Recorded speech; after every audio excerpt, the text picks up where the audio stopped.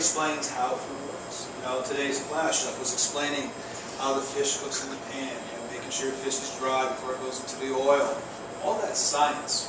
And in pastry and baking, it's extremely scientific. Why certain flours work, why certain altitudes affect the dough. You know, when they're baking bread in Denver, the recipes and formulas are a lot different than how they're baking in New York. The water's different.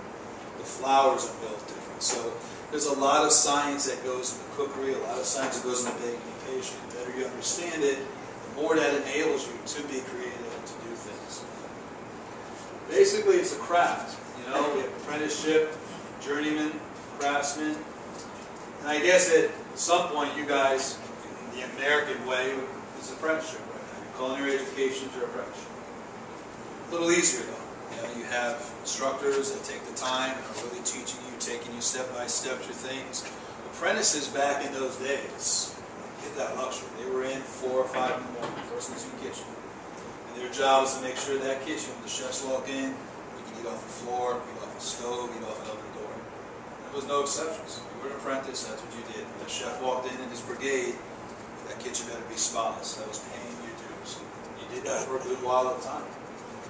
And then you went to, luckily, if you did that right, then you got a chance to be a journeyman. You got to finally step into food and peel onions, and maybe get some vegetables done. Finally to a craftsman, which you got behind the line and you cooked. You started actually working with food, touching food, getting being a key part of that brigade.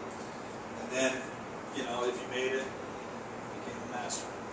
But most Michelin star chefs have all risen that way. In the old days, when Michelin stars really meant something. Today, they're watered down. It's a whole different game. But back in those days, even to get a star, it was based on your food. It was based on you being in the kitchen. There weren't chefs on airplanes traveling the countries, hosting TV shows, throwing herbs all over the friggin' plate and yelling, you know, and yelling in the kitchen and demeaning people. It just wasn't the way it was. If you weren't in your kitchen cooking, you had no Michelin star. I mean, you've heard of Marco Pierre White.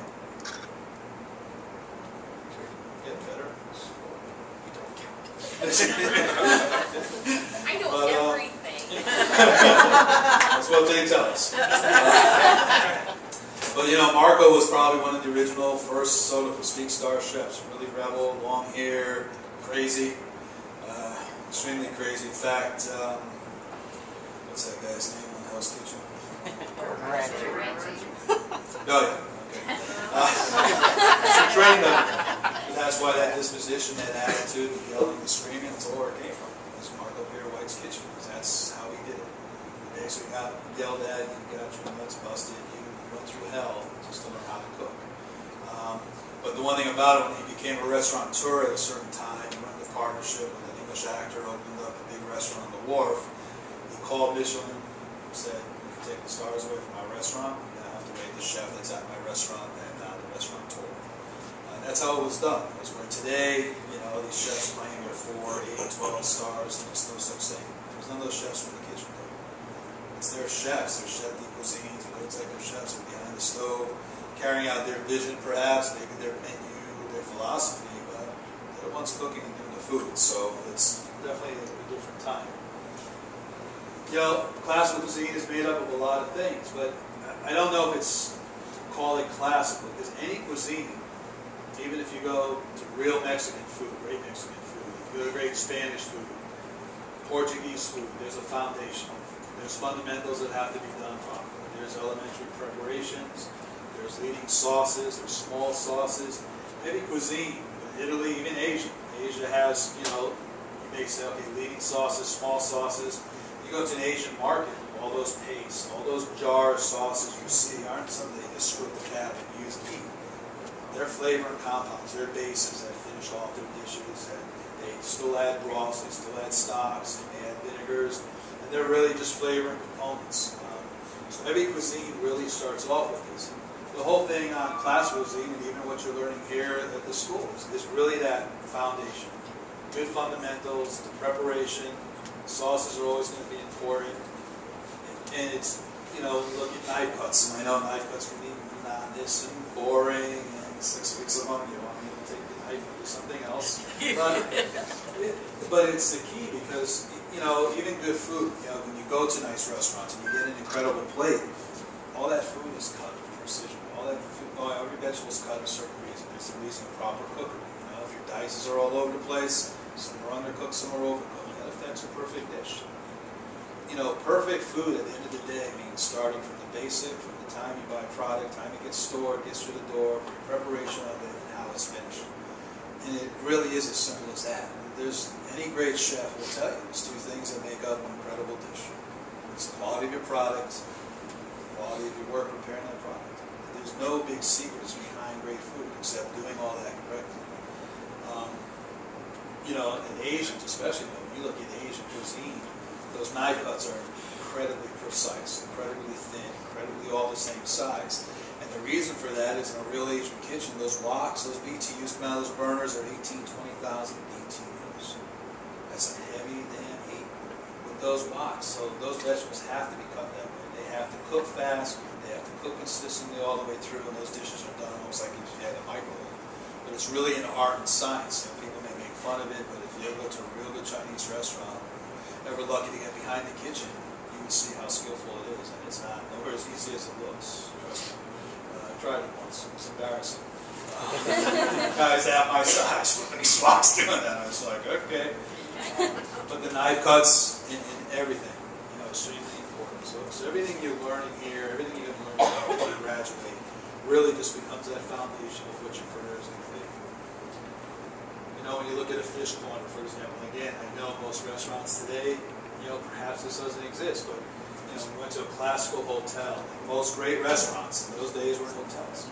Not freestanding individual units. People actually ate in hotels. They actually said, we're going, all Michelin stars, especially in France and those days, were all hotels. Because how those restaurants got that third and fourth star was really the problem. You know, and they still say today, the best food is 1- and 2-star Michelin restaurants. Third and fourth, it's about money. It's about the marble floors. It's about, you know, the wall decorations, the wine inventory. It's about a lot more things than the food. So, anybody read The Perfectionist? I'm going to rephrase my whole question. Does anybody read?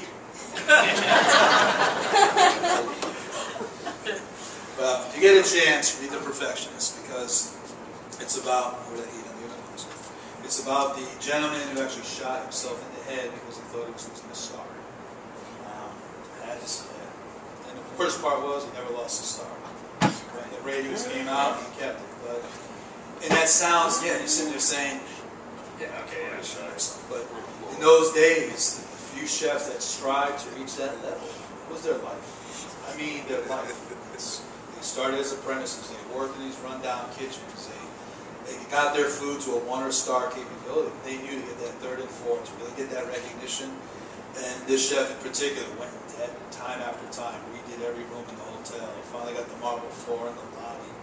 I mean, painstaking stuff to get these stars. That's how important they were. When he thought he was in danger of losing them, he basically shot himself. That's what the pressure was. And through history, there's been 3 chefs that have done suicide, and there's been 2 that had heart attacks. So 5 chefs died over trying to get that coveted stars. Even CMC, unfortunately, we've had 2 suicides in our group. One on top of the hill of a culinary school, just goodbye. I don't know why people do that, but you know, sometimes it's the pressure and it's that quest to do something. But it was important to them, and that's why today, you know, when you look at Bocuse, who's probably considered maybe still one of the best chefs ever in the world outside of, especially the new era after Escoffier, you know, those gentlemen all paid a price. You know, somebody like Alain Ducasse, great chef, incredible cook and chef, but walked into Monte Carlo, you know, incredible hotel, great kitchen, chandeliers. It's already to some degree earned. You know, he didn't pay those dues like some of those other chefs did, and have that agonizing step to get what they got. So, but you know, in the old days, that's what it was. When you were the person that worked the fish corner, it was Filet, it was some of the things you guys did today in class. But all that stuff was part of your station. It really was just part of food. It was part of the menu. Everybody know the 5 mother sauces? Yes, sir. Yeah.